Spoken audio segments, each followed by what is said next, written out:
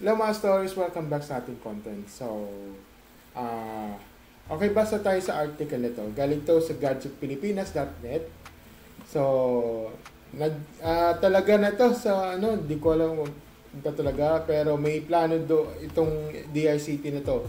Sabi na dito, nakalagay sa sa title na DICT accelerates 2G, 3G network phase out for 4G and 5G future. So, kung napapansin nyo, siguro itong 2G and 3G ay nakatalaga sa currently meron pa ito sa Smart at saka Globe. So, yung dito naman, yung dito Telecom naman is naka-already na yung 4G at 5G. Correction pala. Sorry. Itong ang pagkakalam ko yung 2G and 3G is ito sa Smart lang to.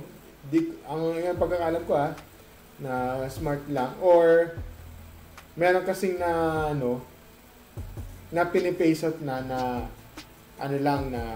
2G, 3G na already. Alam ko already pace out na to yung yung Globe eh. Check ko okay, so according to sa Google dito sa AI overview sabi nakalagay dito is Globe is actively phasing out is 3G network to focus on 4G and 5G technology. So ibig sabihin hindi pa siya fully shut down parang inuunti-unti nila yung mga 3Gs especially sa mga province area kung magkakaalam ko. Pero so ngayon is hindi pa na-announce to, sabi niya dito, hindi pa na-announce. So misa focus sila sa 4G, 5G. Okay, so yun nga nalagay dito. So yun nga pushing nagpo-push sila sa shutdown shutdown ng 2G and 3G.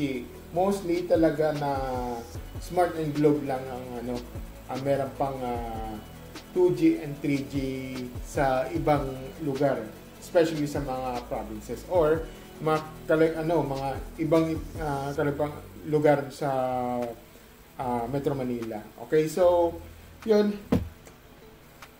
So kung if ever balik tayo sa article na to.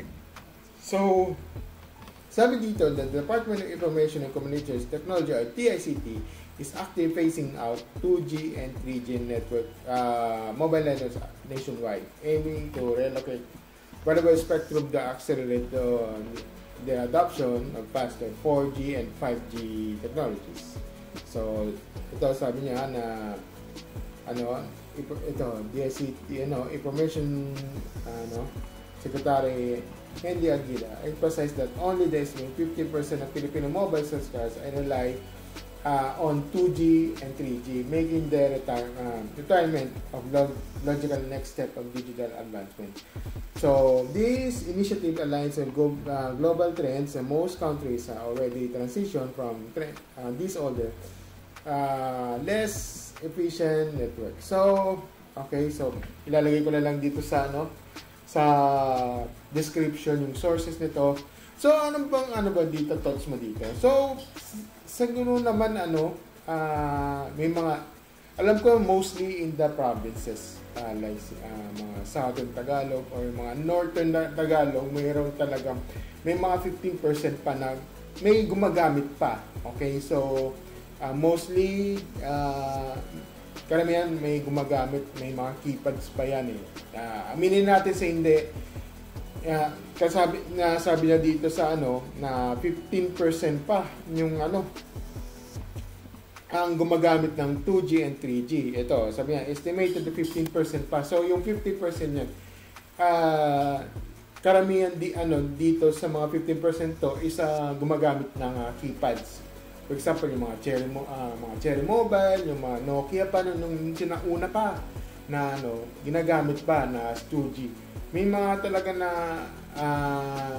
yung iba na gumagamit na pinagtatsagaan talaga hanggang hanggang may kaya pa.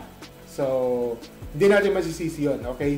Kasi karamihan sa ngayon kasi gumagamit na tayo sa mga sa mga smartphones ganito, yung mga ganito, ito, luma na kasi ito. Pero in 2080 kasi ito eh. So, yun. Yun na yan, may mga talaga na mga cellphones na medyo pa na kaya pa lalo na sa mga yung mga phones na may 3G pa, yung ganun. Yun, medyo may kaya pa or kinakaya pa or active pa rin yung sa ganito. Yan kasi yung parang inaalanganin. Pero kasi kung ipupush through ito, medyo imposible ito. So siguro hintayin na lang nila na magkaroon ng 0% siguro 0% bago i-shut down. Kasi pag sinatdown mo agad-agad, sabi natin 15%, maraming dito maraming marireklamo dito. Diba? Baka sabihin niya, bakit gano'n na no service, ganito, ganyan. Dadalhin pupunta na sa Globe or Smart na bakit wala ng cellphone na ba't walang signal, di ba? Dapat tapos sa kanya meron siya wala. Okay naman to, ganito, ganyan, di ba? Ang no choice yan, parang grabe parang mapipilitan na bumili ng bago, di ba? Sabi niya, grabe naman yan kasi yung yung namin yung parang sanay na kami dito, bakit kami bibili ng ganito na yung mga ganitong smartphones, ayaw namin ng ganito, gusto namin keypad, ganito, ganyan, di ba? Hindi natin masisisi yun, okay? So yun, yung may mga tao, may mga kasi na sanay sila sa mga keypads, lalo sa mga simpleng tao. Hindi lang mga seniors, kahit yung mga mga simpleng tao, like yung mga sa mga yung iba yung ayaw nila ng Facebook, hindi sila nagpe-Facebook, hindi sila sa social media, YouTube, ganito. Ang gusto nila yung parang parang keypad na lang, tawag, text lang, yung okay na. Hindi natin masisisi yun kasi yun kasi yung life nila, okay? So, yun lang ang masasabi ko lang dito is wag niyo munang yung munang i-force parang it just takes time lang kasi may mga talagang may mga tao talaga na hindi sila diyan na ayaw nila, minsan kasi yung tao dyan ayaw ma-adjust or yung iba hindi kaya ng makasabay yung technology nila, especially sa mga senior ganun, na minsan nagpapatulong pa sa mga apo nila na paano mag-post mag-post, paano mag-text kasi wala silang, hindi nila makakapa kasi yung mga for example ito mga hindi nila makapa sa ganito yung pag meron ko sing ABCD ganito, hindi nila makikita hindi na masyado makikita yun minsan nahihirapan sila. Naintindihan ko yun, okay? So may ganun na aspeto yung mangyayari.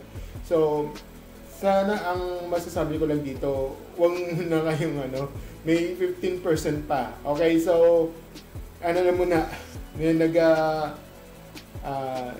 muna, hindi po muna ngayon kasi masyado pa tayong maaga dyan, diba? Siguro hindi lang hinay muna tayo. Okay, yun lang sabi ko mga stories. Thank you and see you next video. Bye.